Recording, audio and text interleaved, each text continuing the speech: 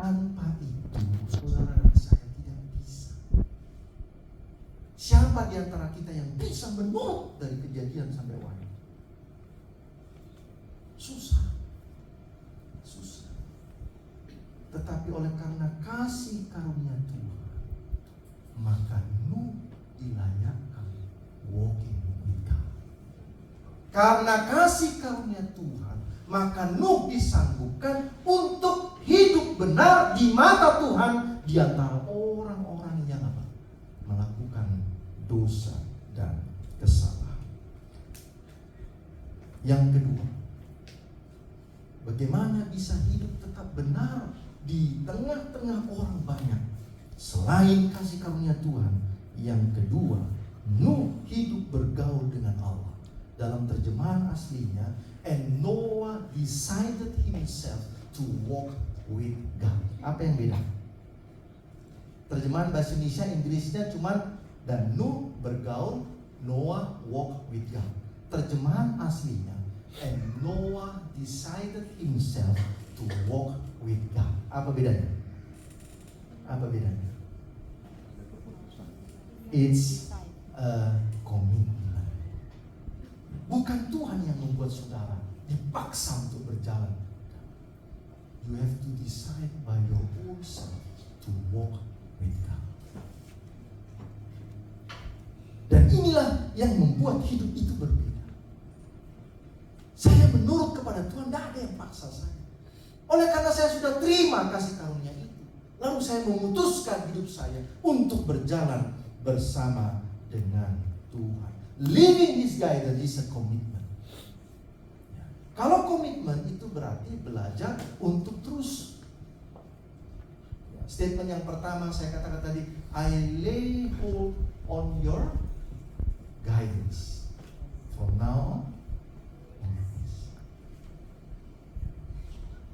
Yang kedua, living His guidance itu bukan hanya sebuah komitmen, tetapi ketika Abraham berumur 90 tahun, maka Tuhan menampakkan diri kepada Abraham, berfirman kepadanya, Akulah Allah yang Maha Kuasa, hiduplah di hadapannya. Itu sebuah apa? Walk before. Sebuah apa? Perintah. Nah, kembali lagi tadi kepada ayat-ayat buku Ulangan yang saya sampaikan. Engkau sudah diadopsi oleh Tuhan jadikan anak, maka engkau harus dengar suara Tuhan, harus ikuti perintah Tuhan. It is a command from the Lord. Nah, bagaimana membuktikan bahwa itu adalah sebuah perintah Tuhan? Maka Abraham akan menjelaskan, Musa akan menjelaskan kepada kita. Lalu berfirmanlah Tuhan kepada Musa, sesungguhnya aku menurunkan dari langit hujan roti bagimu, maka bangsa itu akan keluar dan memungut tiap-tiap hari sebanyak yang perlu untuk sehari, supaya mereka kucoba apakah mereka hidup menurut hukumku atau tidak. They will walk in my law or not. Anda dites oleh Tuhan, apakah engkau akan tetap berjalan di jalanku atau tidak, di dalam peraturan ketetapanku atau tidak. Itu adalah menuruti apa? Perintah Tuhan. If you walk in my statutes, maka engkau sedang berjalan di hadapan Tuhan. Oleh sebab itu haruslah engkau berpegang pada perintah Tuhan Allahmu dengan hidup menurut jalan yang ditunjukkannya dan dengan takut akan Dia.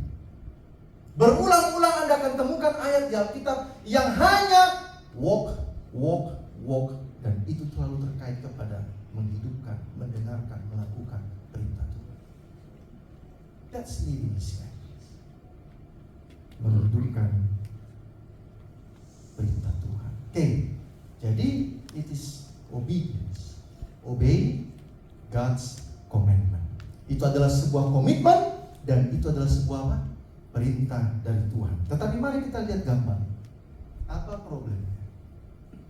Ada sebuah komitmen, Anda sudah bikin komitmen mulai hari ini dan selamanya.